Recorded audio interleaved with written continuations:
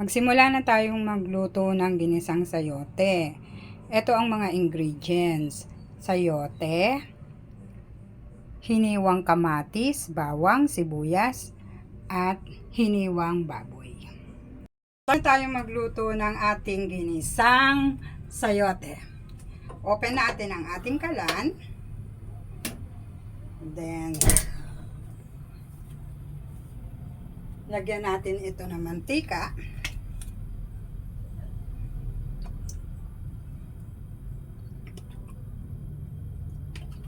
Painitin natin.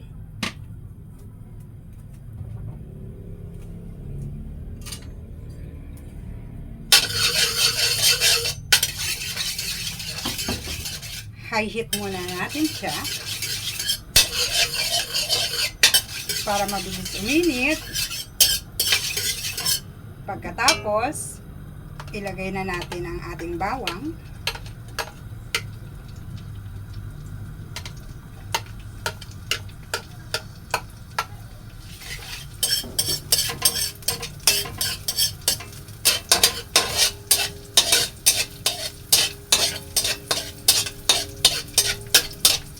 Hindi naman ito kailangan na pulang-pula. So, kailangan amoy lang natin yung pinaka-aroma niya. Halo-haluin.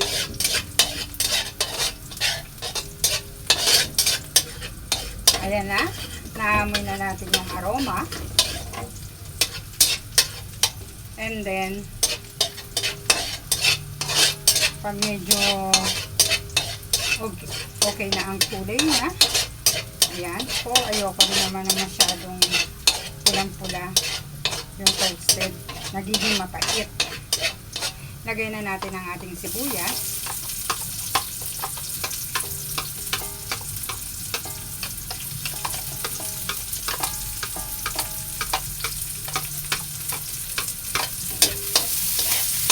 Haluin ulit.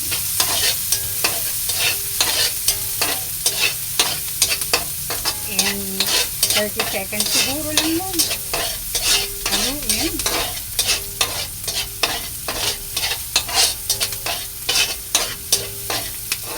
And then after, ilagay natin ang kamatis. Kita nyo, oh, napaka-useful talaga nito. Oh. Ito lang yung huhugasan natin. Pero, nakita mo naman, ang dami. Kaya guys, bili na kayo sa shop ko, sa TikTok.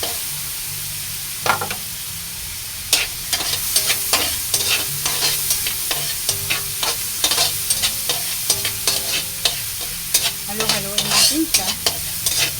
Sige lang, halo lang.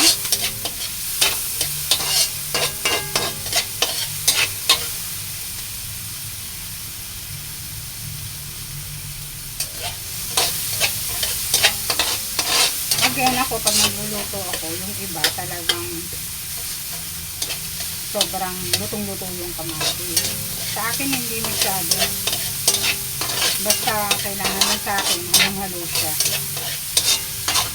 Tapos ilagay na natin ito. Ito yung ating baboy.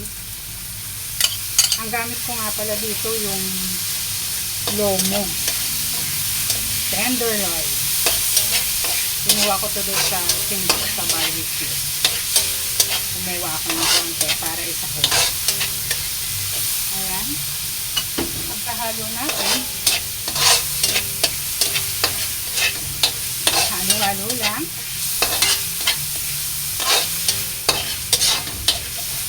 Pag nakita na natin nag-brown na yung ating lomo, lagyan natin siya ng konting patis. Gasahan na natin. Konti lang. Tansyahan lang ako eh.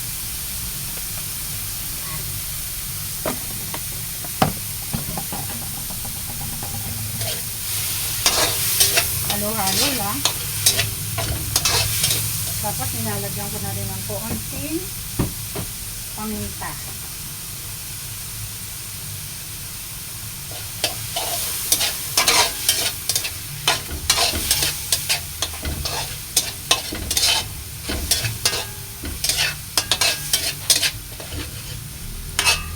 lomo ko naman, malambot naman talaga to. Ito yung pinaka malambot na part ng baboy.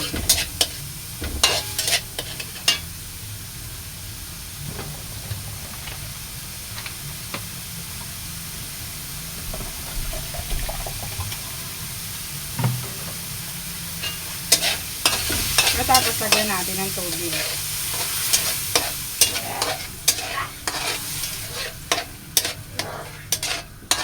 Then after nyan, takpan muna natin para mas lumambot yung baboy natin. After 5 minutes, open natin. So kumukulo na yung ating ginisang baboy. So, tanggalin muna natin yung takip. Hayaan muna natin siyang kumulo.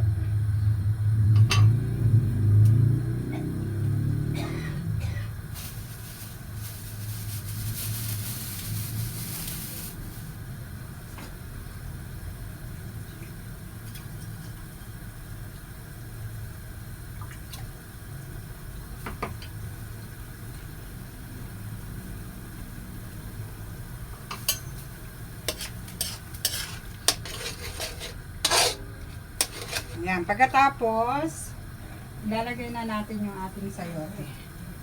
Ito, sayote natin, ilalagay na natin.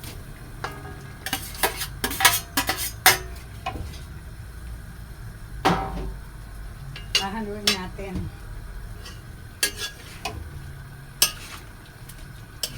Yung sayote, medyo matigas yan eh.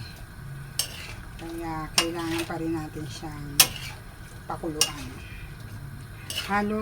Muna natin siya, haluin para mag-combine yung ating ginisang baboy sa sayote. Yung iba naglalagay ng hipon, kaya lang karamihan sa aking mga customer sa opisina allergy, kaya hindi ako naglalagay ng hipon. Pero masarap din yun yung may hipon dito.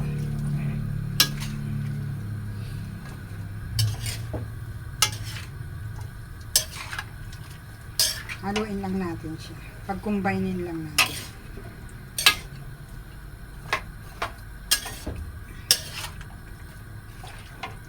Magtutubig naman to eh, gulay. So, hindi muna natin siya dadagdagan ng tubig. Halo-halo lang tayo.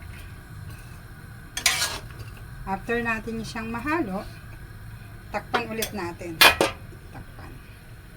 Medyo maliit yung panakit ko. Ang nakuha.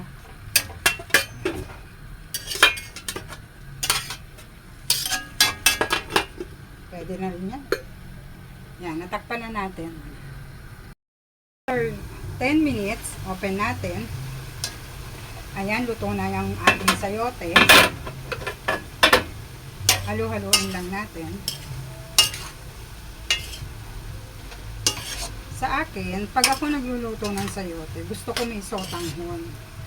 So, maglalagay tayo ng sotanghon. Kayo ba? Pag nagluluto ba kayo, meron ba kayong nilalagay ng sotanghon? Comment kayo. Ito yung sotanghon, binabad ko muna sa tubig. So, lagay na natin yung sotanghon, mga mamita. Ayan. Isa lang namang sotanghon to. Ayan.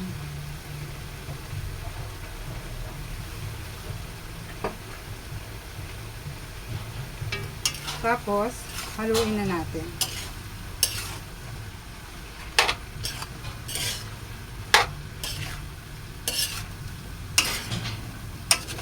Nasa sa inyo kung gusto niyo maraming sabaw o saktuhan lang yung medyo tuyo.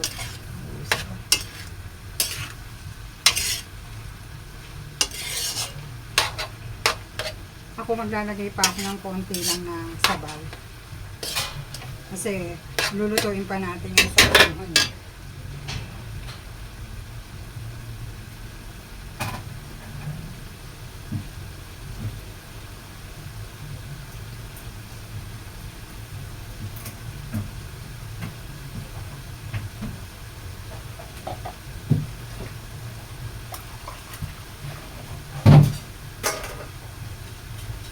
maglagay pa ako ng sabaw.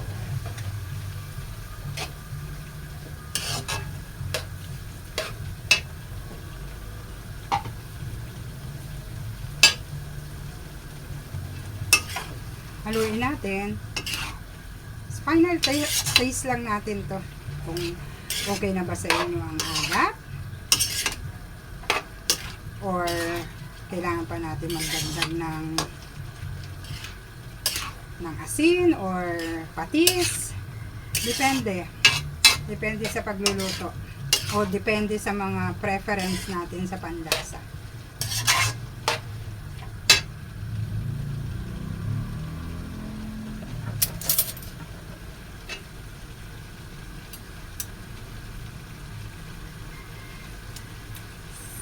Sa akin medyo matabang pa. So lagyan ko pa ng kaunting patis. Pero masarap na in fairness.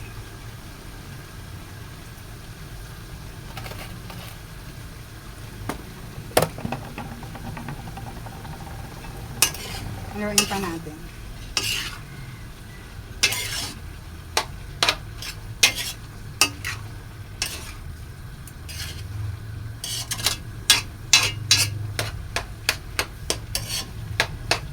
Ayan na mga mamita, luto na ang ating sotanghon.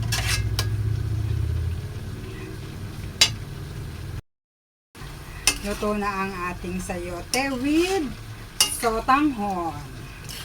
Bago na naman itong recipe.